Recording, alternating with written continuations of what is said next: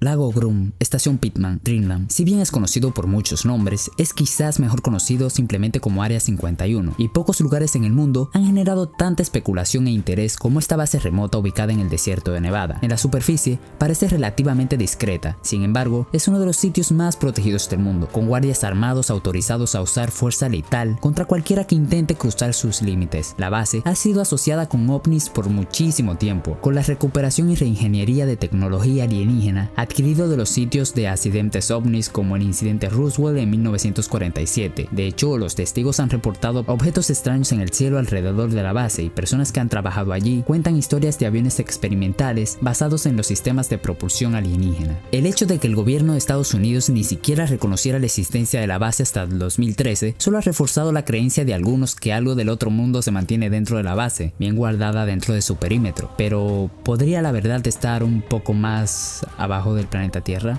En los últimos años, cada vez más información sobre la historia de la base y su papel en el enfrentamiento de la Guerra Fría entre Oriente y Occidente ha salido a la luz y podría de alguna manera explicar por qué la base ha ganado tal reputación. Desde aviones espías avanzados hasta combatientes enemigos capturados y la investigación temprana en aeronaves sigilosas. El Área 51 ha librado silenciosamente la guerra tecnológica contra los enemigos de América por más de 60 años. ¿Estás listo?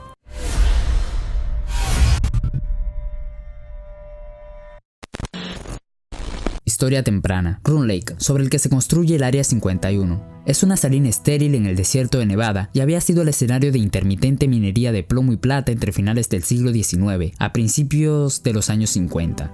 El terreno plano y duro lo hizo ideal para uso como pista de aterrizaje y en 1942, como los Estados Unidos se prepararon para la Segunda Guerra Mundial, se estableció una base con 2 pistas sin pavimentar que cruzan Indian Spring, la cual permaneció abierta hasta 1947 y luego de un breve periodo donde se reanudó la minería en el área, Roon Lake se volvió estéril una vez más. Mientras tanto, los aliados que habían salido victoriosos durante la Segunda Guerra Mundial ahora se estaban mirando sospechosamente el uno al otro a través de la llamada cortina de hierro y la Guerra Fría se estaba calentando. Tanto Estados Unidos como la Unión Soviética iniciaron una modernización de sus fuerzas armadas para enfrentarse entre sí, y los Estados Unidos necesitaban saber qué tan avanzados estaba el programa de armas de los soviéticos. Los satélites espías estaban a más de una década de llegar y por lo tanto el gobierno de Estados Unidos se alió con la corporación de aviones Lockheed Martin para desarrollar aviones de gran altura, de largo alcance, aviones de reconocimiento que podrían espiar a la Unión Soviética. El equipo de diseño para el nuevo avión se dirigió por el legendario diseñador de aviones Kelly Johnson, quien es considerado como una de las mentes más grandes en la aviación. Su departamento desarrolló un increíble avión que era capaz de volar a exceso de 70.000 pies, muy por encima de lo que los aviones de combate soviéticos podían volar en ese momento. El proyecto, apodado Aquatón, estaba envuelto en un nivel de secreto que fue posiblemente mayor que el del proyecto Manhattan, que desarrolló la primera bomba atómica. El papeleo que rodea el proyecto no fue sellado como secreto, por lo que si alguna vez se perdieron o estuvieron fuera de lugar, nadie sabría que era un documento secreto y probablemente lo descartaría. En lugar de dejar curiosidad por tener un documento secreto, acércate a ellos y empieza a leerlos. La aeronave también recibió la designación de U-2 como parte de su cobertura, ya que en el ejército estadounidense los aviones marcados con una U son generalmente de transportes o tipos logísticos en lugar de aviones espía. Las cualidades únicas del U-2 combinado con el nivel requerido de secreto siempre fue un problema para el equipo de diseño. Cuando se trata de encontrar un sitio de prueba apropiado, más de 50 sitios fueron rechazados antes que el equipo de Kelly tropezara con la vieja franja de guerra en Groom Lake. La pista de aterrizaje en tiempos de guerra estaba por entonces en mal estado y así habría que construir una nueva pista específicamente para el U-2. Convencido de haber encontrado el lugar ideal, convenció al gobierno de Estados Unidos para comprar la tierra y se le dio una referencia de cuadrícula por la Comisión de Energía Atómica, saber Área 51. Desafortunadamente, en ese momento los Estados Unidos estaban realizando pruebas de armas nucleares en el cercano Nevada Test Range y el lago de sal estaba en estas pruebas. Esto interrumpió el equipo de Kelly mientras trabajaban para preparar el sitio para la prueba U-2, ya que tuvieron que cerrar el trabajo para permitir que las nubes radiactivas pasaran. Sin embargo, las pruebas realizadas a finales de los años 80 mostrarían que el área tenía un nivel de radiación superior a lo normal, resultado en un esfuerzo de limpieza y ha dado lugar a empleados en la base, trabajando para obtener una compensación por enfermedades relacionadas con la radiación. En 1955, julio, el primer U-2 fue trasladado al sitio y preparado para la prueba, pero el primer vuelo del U-2 no fue exactamente intencional. El 1 de agosto de 1955, El piloto de pruebas jefe del Lockheed, Tony Liebert, estaba realizando una carrera de alta velocidad cuando de repente se dio cuenta que las ruedas habían dejado brevemente el suelo. Las pruebas de vuelo del U-2 comenzaron en serio, y el año siguiente comenzó este increíble avión a hacer operaciones de vuelo sobre la Unión Soviética, recopilando datos de inteligencia sobre las fuerzas soviéticas. Los soviéticos lucharon por rastrear el avión, pero debido a la altitud que estaba volando, carecía de los modos de interceptarlo. Los Estados Unidos también usaron el U-2 para espiar a los británicos, fuerzas francesas e israelíes comprometidos en la mal concebida guerra de Suez contra Egipto entre octubre de 1956. Los pilotos británicos llegarían más tarde al Área 51 para entrenarse para volar los U-2 en nombre de ellos. A pesar del éxito del U-2 en sus primeras operaciones, estaba claro que todo era cuestión de tiempo antes de que los soviéticos desarrollaran tecnología para contrarrestarla. Como tal, la investigación comenzó en el Área 51 bajo el proyecto de Arcoiris desarrollar material absorbente de radar o RAM que podría ser colocado en el fuselaje del avión. Como su nombre lo indica, este material fue diseñado para evitar que los rayos del radar se recuperen a la estación de tierra y revelando la posición del avión, absorbiéndolos en el cuerpo del avión. Sin embargo, el U-2 no pudo hacerse completamente invisible al radar, y esto fue probado el 1 de mayo de 1960, cuando un U-2 volando por Francis Gerd Powers fue derribado sobre la Unión Soviética. Un segundo U-2 fue derribado sobre Cuba durante la crisis de los misiles cubanos en 1962, con el fin de seguir recopilando inteligencia sobre los soviéticos y sus estados clientes como Vietnam del Norte y China. Se desarrolló un nuevo avión que podría volar más alto y más rápido que cualquier cosa que los soviéticos tenían, y el Área 51 estuvo nuevamente a la vanguardia del programa de pruebas. Desarrollado de nuevo por Kelly Johnson, el nuevo avión fue designado como el A-12, repitiendo el truco de desinformación que habían hecho con el U-2, ya que A se refiere a avión de ataque. El A-12 se montó y voló por primera vez del Área 51 el 25 de abril de 1962. Curiosamente, como su antecesor, el primer vuelo del A-12 fue accidental, teniendo lugar durante lo que debería haber sido solo una carrera terrestre, pareciendo más como una de las máquinas maravillas que el Área 51 es famosa por. El A-12 era capaz de triplicar la velocidad del sonido y podría volar incluso más alto que el U-2. El enorme estrés que impone este régimen de vuelo en el avión eran tales que el único material que el avión podría ser construido era con titanio, pero a principios de la década de 1960 la única fuente confiable de titanio fue la Unión Soviética, y era poco probable que los soviéticos estuvieran dispuestos a vendérselo a los Estados Unidos para usarlo en su nuevo avión espía. Por lo tanto, la CIA creó una cadena de falsas empresas extranjeras para comprar el titanio de los fabricantes soviéticos y luego transportárselo en secreto de vuelta a los Estados Unidos para su uso en la construcción del A-12. Además de tener un rendimiento asombroso, el A-12 fue también el primer avión diseñado para evadir el radar. Un modelo del A-12 ensamblado en el Área 51, montado en un soporte frente a la antena parabólica, monitorea qué tan efectivo fue para desviar los rayos del radar desde diferentes ángulos. Si bien no es un verdadero avión sigiloso, el A-12 era un avión excepcionalmente difícil de detectar. Durante su vida, el A-12 voló misiones sobre Corea del Norte y luego sobre Vietnam durante la guerra de Vietnam. Volar un avión tan inusual era a menudo difícil,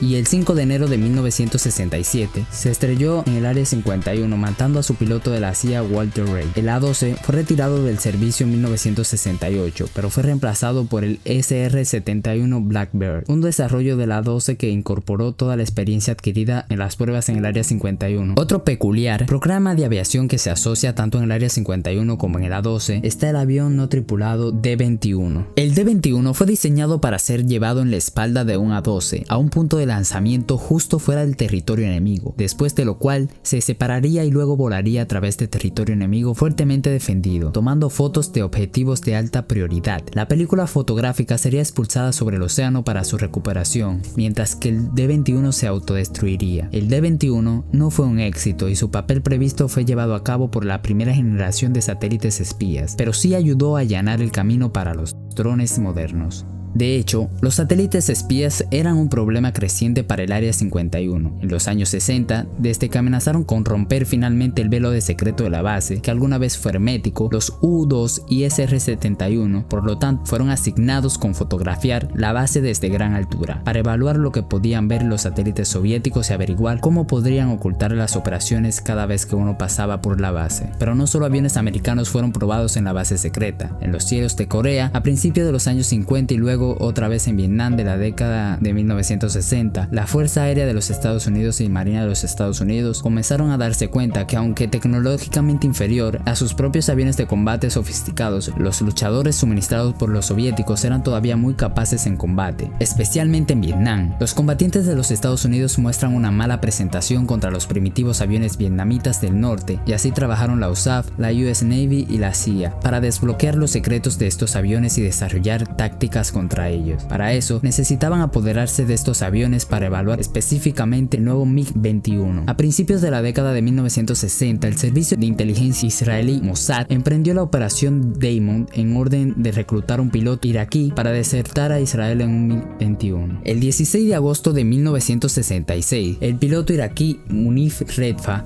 voló su MiG-21 a Israel, y el año siguiente los israelíes presentaron el avión a los Estados Unidos para evaluarlo. El avión fue operado fuera del Área 51 y se le dio una falsa designación de Estados Unidos para disimular su identidad en la documentación oficial, bajo el programa Half Done. En peleas simuladas contra todos los principales aviones de combate estadounidenses para hacer ejercicio en sus fortalezas y debilidades. Estas pruebas llevaron al establecimiento de la Marina de los Estados Unidos a la escuela de la formación Top Gun basada en la experiencia adquirida durante la evasión. El Área 51 también vería el nuevo MiG-23 llegar más tarde para pruebas similares. En la década de 1970, el Área 51 fue el sitio de prueba de otro nuevo avión radical, construido sobre la investigación para hacer tanto el U-2 y A-12, difícil de detectar al radar. Trabajo que comenzó ahora en el desarrollo de un avión, eso fue verdaderamente invisible al radar. En 1975, Lockheed recibió un contrato para construir 2 demostradores de tecnología que fueron destinados para probar que el concepto podría funcionar. Los 2 aviones construidos bajo el proyecto Half Blue fueron completamente hechos por Lockheed y volados por primera vez del Área 51 el 1 de diciembre de 1977. Estos 2 aviones allanarían el camino para el avión furtivo F-117 Night Owl, que entró en funcionamiento a principios de la década de 1980 y estaría acostumbrado a un efecto espectacular. En la Guerra del Golfo de 1991, objetivos en huelga en el interior de Irak con impunidad. En los últimos años se ha especulado que el Área 51 se sigue utilizando como base de prueba para drones avanzados. Sin embargo, la percepción pública del Área 51 sigue siendo fuertemente asociado con los ovnis, naves extraterrestres estrelladas y pruebas de alienígenas, y entonces no entiendo por qué ocurre esto, pero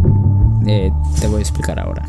Con tantos aviones avanzados que han sido probados en el sitio bajo un manto secreto intenso, no es de extrañar que el Área 51 sea asociado con los ovnis. La mayoría de los expertos en ovnis están de acuerdo en que alrededor del 90% de los avistamientos en y alrededor de la base es de la década de 1970. Ahora se puede explicar cómo la prueba de aviones como el Half Blue, de aspecto inusual, pero alrededor del 10% permanece sin explicación y el gobierno de los Estados Unidos sigue guardando silencio al respecto. Esto solo ha servido para alimentar las muchas teorías de conspiración sobre lo que pasa allí, aunque a menudo hay poca evidencia para apoyarlos. Algunas de las teorías proponen la creencia que la base ha estado involucrada en la antigravedad e incluso los viajes en el tiempo. Rumores del desarrollo de la tecnología de sigilo también ha estimulado la idea de que la base continuó trabajando iniciando por el experimento Filadelfia, en que el buque de guerra de la Armada de los Estados Unidos supuestamente se hizo invisible durante varios segundos. Algunos incluso creen que un nivel tan alto de secreto fue el sitio perfecto con el que para falsificar los aterrizajes de la luna. Quizás la creencia más popular con respecto a la base es que el ovni estrellado desde el famoso incidente Roosevelt en 1947 se ha almacenado allí, probablemente después de haber sido almacenado en otra base en los años inmediatos después del accidente, junto con los ocupantes muertos de la nave. Desde entonces se ha reivindicado que varios otros ovnis estrellados también han sido alojados allí, como un arte en forma de huevo recuperado por soldados estadounidenses de Fort Polk, Luisiana en 1953. O un disco que fue recuperado en Alabama en 1955, en el que un piloto de helicóptero del ejército afirmó voló cuerpos extraños de la base de la Fuerza Aérea Maxwell. Incluso Hollywood ha cobrado reputación del Área 51, con quizás la insistencia más notable siendo el gran éxito de verano de 1996, Día de la Independencia. En la película, Área 51 sí tiene la nave espacial Roswell y fue un punto clave de la trama. En el clímax de la película, Sin embargo, esto enfureció al personal de la base militar de los Estados Unidos que participó en el proyecto, quien exigió que se eliminara toda la referencia a la base. El director de la película, Roland Emmerich, se negó porque fue crucial para la historia, y así, en protesta, el ejército estadounidense detuvo su apoyo. Pero al hacerlo, solo perpetuaron las teorías de embarcaciones alienígenas almacenadas en el Área 51. Es posible que el ejército de los Estados Unidos estaba simplemente tratando de frenar el interés en uno de sus sitios de pruebas de aviones más secretos, pero si ese fuera el caso, entonces lograron involuntariamente el efecto contrario. Pero el auge de todas estas teorías de alienígenas solo se debe a una persona que aseguró haber trabajado en el Área 51. Él mismo consolidó muchas de estas teorías y ofreció detalles exactos sobre las actividades que se llevaron a cabo mientras él trabajaba allí. En la segunda parte, las afirmaciones de Bob Lazar. Suscríbete para que no te pierdas la segunda parte, dale like si te gustó el video y hasta la próxima. Bye.